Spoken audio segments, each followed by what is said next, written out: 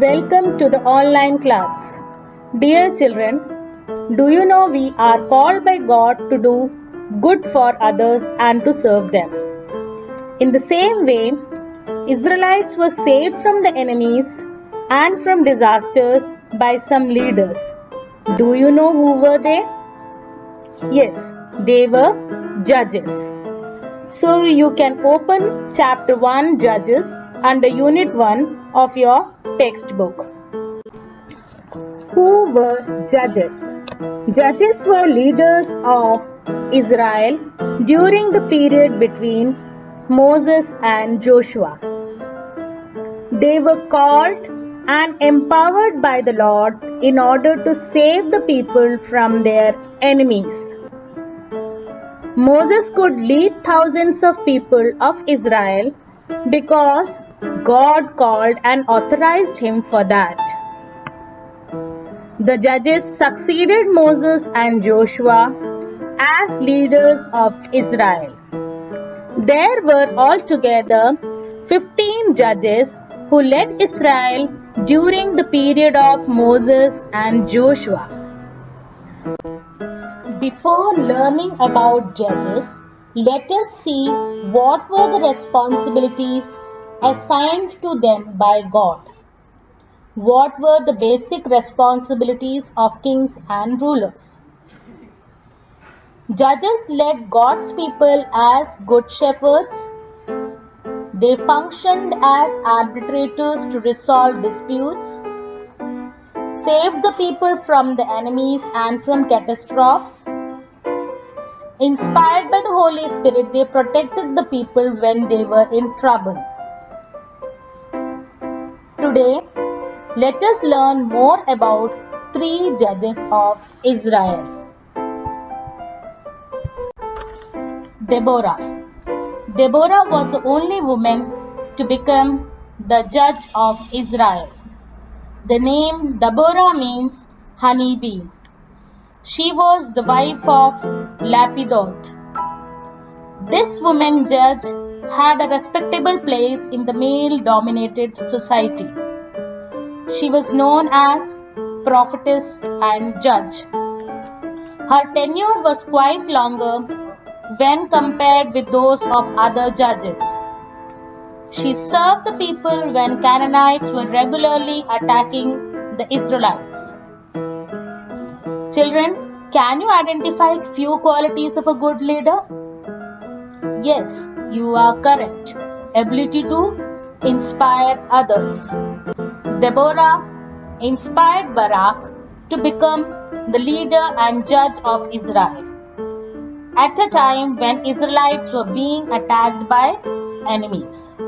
Moreover, at that time, Israel lacked leadership and the fear of Lord.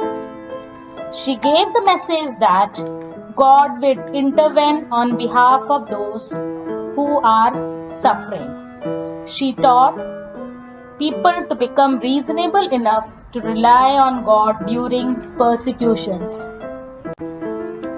Gideon. Gideon is another judge in Israel. Later he got the name Jerubbaal, meaning breaker of idols. He got this name because he destroyed the idols of Baal. The Lord called Gideon to be a judge when Israelites were suffering from the attacks of Midianites and Amalekites. The book of Judges says that Gideon got his strength and called to be the judge of Israel from the Lord. During the harvest season, Gideon was threshing wheat at the bottom of a great press for fear of Midianites. Then the angel of Lord appeared to him. The angel appreciated his physical strength and intelligence. The Lord showed Gideon a sign to empower him personally and another sign to strengthen his people who were afraid of the Midianites. Strengthened by God, Gideon saved Israelites from their enemies. Jephthah. Jephthah was the son of a prostitute. He overcame this bad quality of his birth with his strength and goodness. God spoke to Jephthah at a place called Mizpah. At this place only, Jephthah affirmed his relationship with God and bowed before God's presence after he was chosen to be a judge in Israel. When he went to war with the Ammonites, Jephthah took an oath that if he returned victorious from the war, he would sacrifice the first thing he saw to Yahweh. But the first person who came to greet him on his victorious return was his only daughter.